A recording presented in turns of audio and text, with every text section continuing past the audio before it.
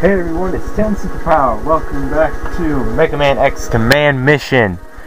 In the last episode, we got Axel to join our party. And in this episode, we will be moving on to Ulfat Factory. Yes, this place is indeed quite large. But in all honesty, I think we're actually heading near the end. Or at least we're at the halfway point. Anyway, at least we'll see some Axel gameplay. Oh, we got a new enemy. This guy here is called the Prion Tank. That's actually kind of hilarious because while most of the enemies in this area either absorb or take less damage from fire attacks, he takes double damage from fire attacks. Now, I never quite got this. I thought for sure the moment I saw him, without Analyze on my first playthrough, that he would absorb fire attacks, or at least take less damage until, like, I hit him with a fire attack on accident, and I realized, wait a second, he took double damage, what the heck? Yeah, anyway, as you can see, it's just a Prion Chaser recolored. And they can drop an oil can, but it's very, very rare. I've never had that happen once. Anyway, as you can see, with Axel's main weapon, he can hit twice. Something the Spider can only do with a club's weapon, and after he has 75% or higher on the Wii status. So, and it's a little better.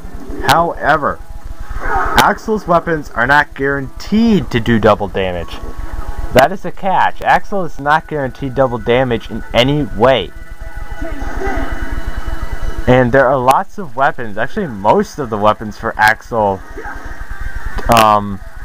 most of the strong ones anyway, are only one hit. Most of the other ones are weak but hit a good number of times. So you can decide whether or not the number of times makes up for it, or would you rather go one shot. Anyway, this is his action trigger. You press the button combo and he turns into a boss you have previously faced. He can turn into, at the start, Wild Django, Silverhorn, and Mad Nautilus, or Dr. Psyche Phase 2.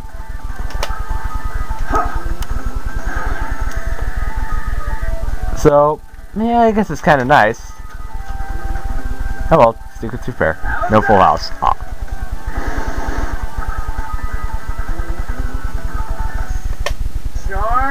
Now, this isn't like other RPGs where you can get witty lines of dialogue for certain characters, as X is the only open world character.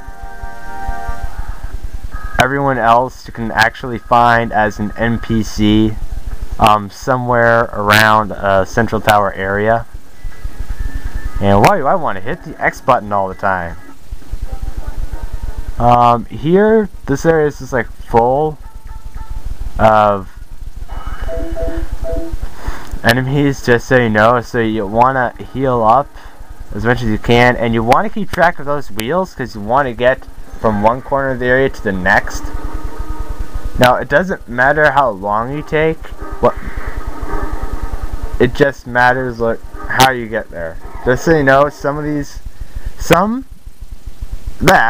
treadmills are guaranteed. Like you have to do, like this one here, you have to do it because as you can see, the door is one treadmill away, and this is the only one that leads you to it. So here, for instance, Axel is shot, so you can't take out that shield, but his action trigger will say otherwise. Just turn into Wild Django, and you get the rolling assault attack, which, if you remember, was combat. And the shield was gone. Now with Spider, you should be able to just turn invisible with his hyper mode, and if they do what I think they will, which is counter using their giant shield, yes, that is right.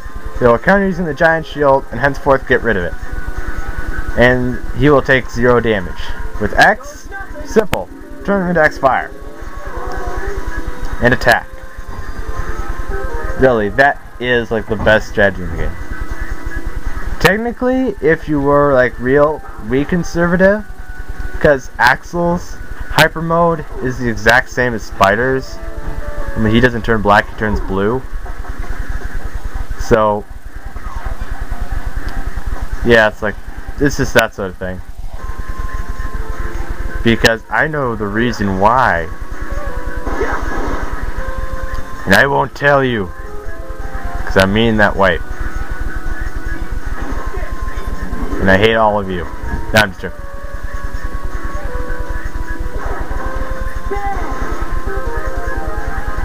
Just so you know, these episodes take up a lot more memory on the SD card than you think, but with all the flashing. So that's why like one episode will be 15 minutes long, the next one will be 10, even though it shows 15 on the timer. Sometimes it even shows less than that because there's so much flashing and explosions. Alright, great. Another one. I'm just going to be... Well, let's see. Yeah, in the interest of time, I will be skipping this because this is going to be far too long. Okay, sorry about that. Good card, eh? And we win after what felt like forever. Because one of the soldiers felt the need to use a life gain 25, make it last longer, and that wasn't near 100 that I spent. So you want to change the direction of these conveyor belts, and I believe you only have to do this once. If you know what you're doing, you should only have to go to one panel. Yeah, you should only have to go to one panel if you know what you're doing. And I do. Somehow. This is right. I'm trying to think. Do I want to go that way?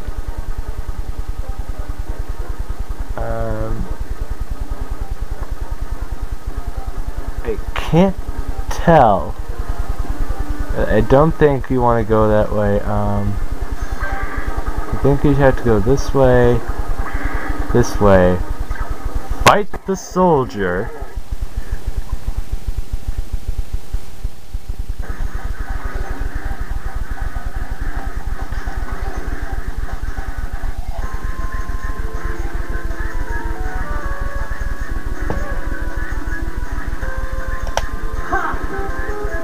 Spider has a force memo called Bluff, by the way. I don't remember if I touched on this.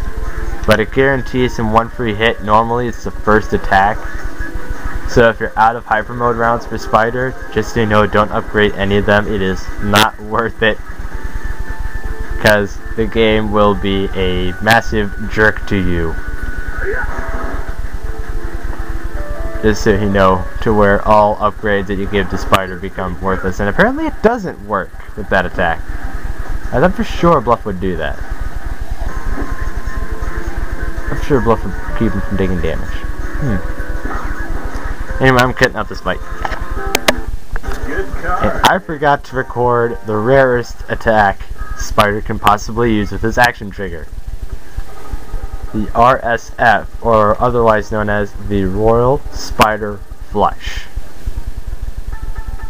It is an attack that is guaranteed to KO nearly all normal enemies. And it gives the status of Crash, which is one hit KO. Just so you all know.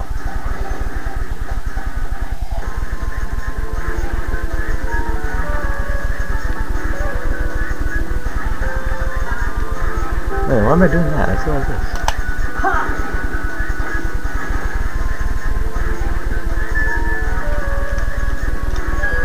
And just to cut it out. Oh, I forgot. With the Prion Nurse enemy, and I forgot to analyze it, now that I think about it. Anyway, with the Prion Nurse enemy, normal damage. Drops a build LD and an injector is weapon for Cinnamon, by the way.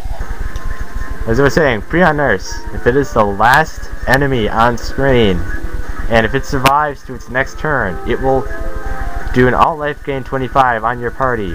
From there, feel free to kill it. I didn't kill it. Haha, you didn't get to see Spider level up. Oh. I ruined it. Okay.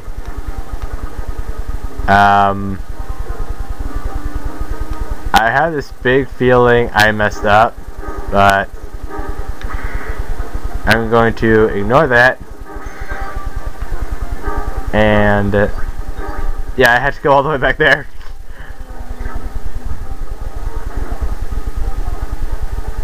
This isn't fun. Wait.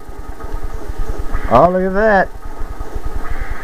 With all the puzzle rooms, you should only have to press the switches once.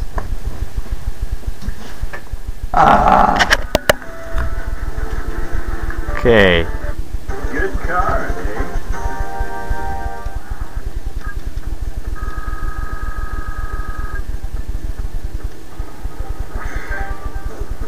And we have made it to the other side of this puzzle room.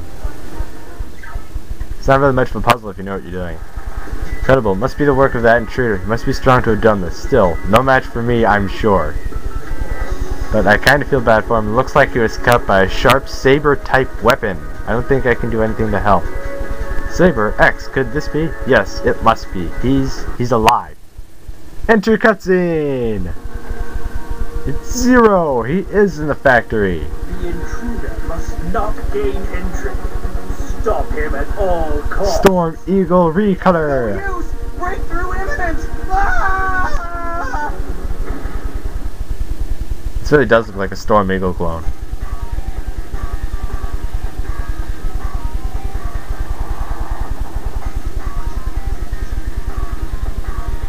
So, you're the factory boss, huh? Zero. So it was you. I thought you were dead. You know me. Never say die. Besides, I wouldn't feel right about dying without taking your boss with me. Well, aren't we peppy today? But you'll never reach our leader. You'll perish in this factory first. Just so you know, guys, when we do fight Mach Gentra, he is in reality very easy, except if you don't know what you're doing. He's been destroyed, signs of a saber wound. I'm going to be saving here. And ending the episode here, alright, so in the next episode we will hopefully get Zero back in our party, okay? See you guys then.